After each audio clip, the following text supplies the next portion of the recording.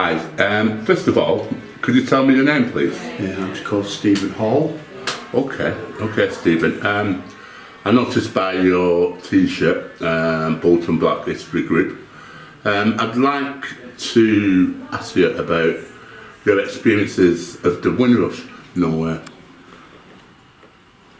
Well, I got introduced to the West Indian community through my partner of 7 years, who's second, I suppose, I don't know, the second generation sorry about that. They're in back room. And her mother, and that's when I got introduced to such delights as plantain and sweet potatoes and things like that, and Jamaican food.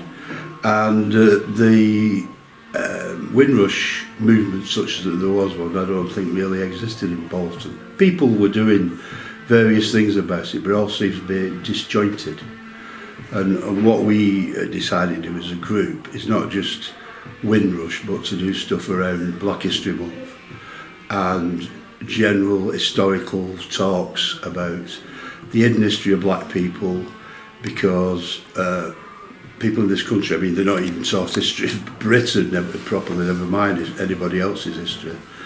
And given that we're such a diverse population these days, obviously everybody who lives here, there's quite a diverse history now, which is not just limited to Norman conquest in 1066, and it's a lot more diverse, as David Olasuga would show. But we're about consciousness raising, showing that actually lots of stuff were going on in Africa before white people went there and started exploiting it, and that black people should be proud of their own history,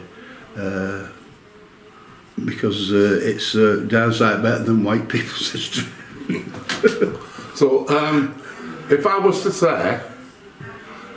say, what positives do you feel that the Windrush generation has brought to this country? What positives do you think?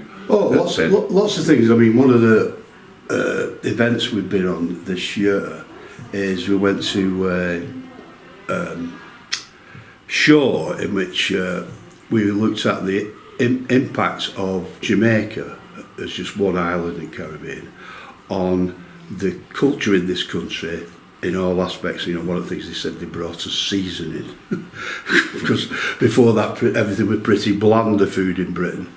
But they also brought us, a rich cultural heritage of music like ska, reggae, which has had, massive impact. I mean, I was brought up during a period of reggae and stuff, and I bought reggae records, Harry J and the All Stars. Yeah. And in fact, last night we was watching a programme about Britain's, black people in Britain and the Caribbean, and saying, they even invented the skinheads, and which you thought, well, it seems like, skinheads were people who were at National Front opposing black people, but the style of clothes came from West Indies. And there were quite a lot of mixtures in places which were more integrated. Yeah. Black and white young people seemed to be mixing adequately. Yeah. Went to these, what do they call them, parties, where they had a big rig in the front room playing music and that. Yeah. So it's been interesting watching all that, and obviously people like Bob Marley's had an influence all over the world, not just here. So food, it's enriched our culture, music, I mean, for a country of its size like Jamaica, when they talk about people punching above their weights, definitely, I mean, even more so than America, and black people in America. Hi, first of all, could I ask what your name is, please? Annette Hibbert. Hi, Annette. Now, we're doing a bit of a documentary on Windrush, and I know you weren't the first generation to come over, so we're trying to get an overview of what it was like to be in this country. Obviously, you're a child of the Windrush generation. How did you find it? How did you find living living in England? Well, I've always lived in England, so it's just been home. It's just cold, wet. How England is. So, from some of the stories that you may have had from your parents, what was sort of their outlook on coming to this country? Was it a positive story or was it a negative story? A bit of both, really, because the positivity was that was making a home, new start, new beginnings, and probably just to earn money so they could send home to bring the rest of the family members over. Okay. And then the downside of it was that racism and the weather. They'd never seen snow, never seen smoke coming out of chimneys, from all the factories and stuff. So right, okay, yeah. Okay. So, would you say? I mean, obviously, like you said, you've never been to Jamaica, or you never grew up in Jamaica. But would you say this country, as far as this country, and your children, would you say you would rather your children grow up in Jamaica, or do you think they would have had a better life where they are now in England? Well, like I said, I've never been to Jamaica, so I can't really compare the two. But I do know of a few people who do send the children back home to Jamaica to get schooling, and it turns out a lot better, more strict. Right, okay. Okay. So, your children, obviously, so from your point of view, would you say, obviously, I would have thought that racism was a lot worse for your parents than it was for you. Would you say racism was a lot better, or felt a lot better, for your children? Do you think there's been a transition that continued from Windrush to you? I think and then for me, racism was terrible when we were growing up. Mm-hmm. But I think for the kids now, although it still exists, there's more. They see more people who look like them in schools, as in colour, and now they've been brought up. Yeah. So I don't think it's as bad when we were growing up. I know my father used to say to me, the difference now is that in his generation, when they went to school, all the school was white. So the racism was a lot worse because they'd never seen black people, they'd never seen Asian people. And as time has gone on, you've got, like you said, your children will be in a classroom with Asian, Somalian, African, Jamaican, a proper mix, which makes it a lot more diverse and a lot more acceptable, and racism isn't as strong or as bad as it used to be. Would you agree with that? Oh, I don't know. It still exists, it still exists. Mm-hmm. I say I don't know. Because my kids have been okay. They've not said anything. No, when we were growing up in school, we had a lot of it. Yeah. You know what I mean? We had a lot of the N-word, a lot of Sambo, and then when Roots came out, you know what I mean? Tell me about it.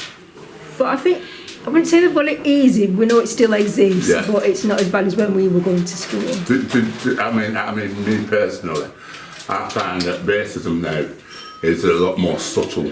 It's a lot more subtle and underground. It's still there. But I think back in the day you could be blatant with it. You can't be blatant with it now because obviously other people looking out for it. So it's done in some ways I think it's worse because it's done in a way you can't really complain about it. When you know it's there, there's always a glass ceiling when you're trying to accomplish certain things. And it's a different type of racism. But it was lovely talking to you. Thank you. And I'm glad that you did the interview because I thought I'd put you on the spot. Thanks for that. You're very welcome. Hi. First of all, could I ask you your name, please? It's Marlene. Hi, Marlene. And I'd like to know as far as Windrush is concerned, and the Windrush generation, Yeah. what are the positive stories that are coming from the Windrush experience for people in this country? I suppose ultimately, because I'm like second generation now,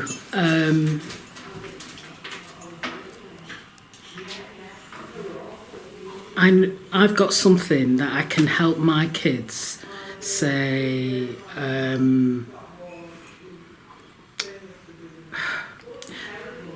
Let me go back a little bit. When I was a teenager, my parents used to encourage me to get a safe profession. I went into nursing. Didn't particularly like it at first, but came to and really enjoyed it towards the end of my career. I was a nurse for over 40 years.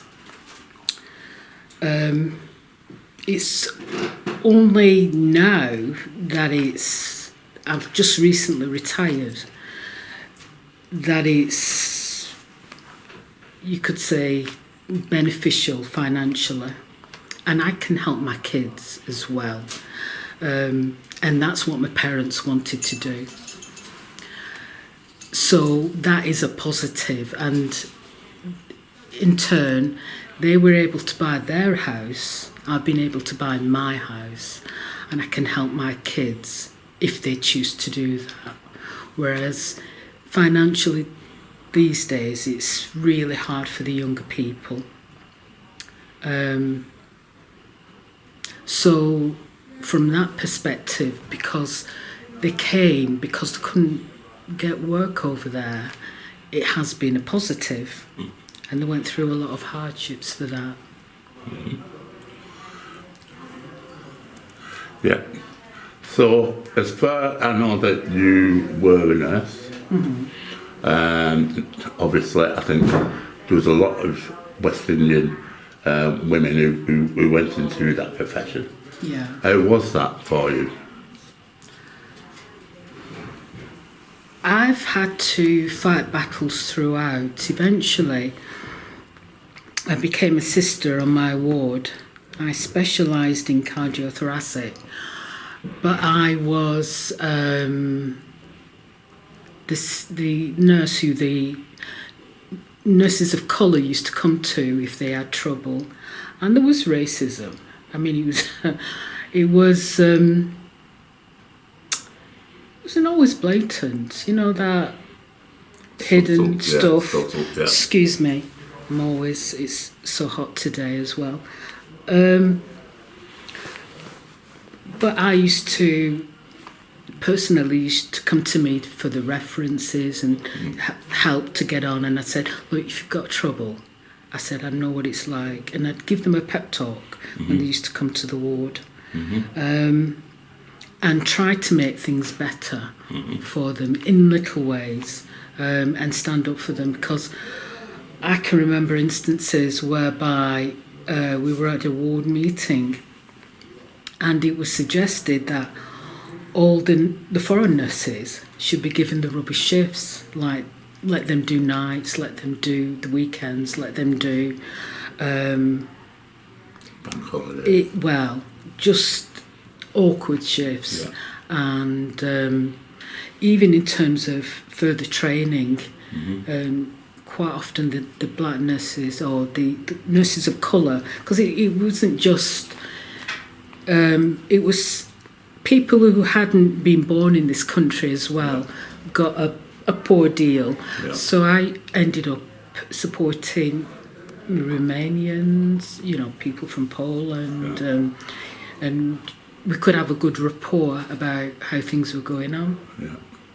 So I'd like to finish this interview on a positive note, because at the end of the day what we're trying to do is celebrate it. Even if some of the stories are negative, it's positive that we're getting them stories out, especially to say I've got children who do not know anything about Windrush. we're keeping the story alive, we're keeping the history of black people coming to the story alive, which I believe is really, really important and positive. So if I said to you, let's finish on a positive note, can you give me a statement around Windrush where you think this is a positive way, you know, or positive thing to say about the old Windrush experience? Well, Windrush has only come into our vocabulary in the last, say, 2 or 3 years, because we didn't really hear much about Windrush. That's right. When I was small, my mum used to tell me that, because I used to ask about the origins, Windrush wasn't there, but she used to say that her uncles had fought in the war, and she was 9 when the war ended, and she told me about in the island that the planes used to fly overhead. But she said it was from then that they started to seek work and they started to come over to Britain. But we're here now. We're here to stay. And the positive I can say is that we have brought a kaleidoscope of culture to this country. Yeah. And we keep on giving. And the next generation is going to be further integrated, because my kids, it's not, I mean, when I used to go to school, nobody did admit that they were gay. And now for the youngsters, it's no big deal, and that's good. And now my children are talking about Afrobeat and things like that, which I'm not really aware of, but you've got a mixture of all the cultures, which is good. And yeah, that's good. I think overall. that's a fantastic way to finish this interview. Thank you for your time. Thank you.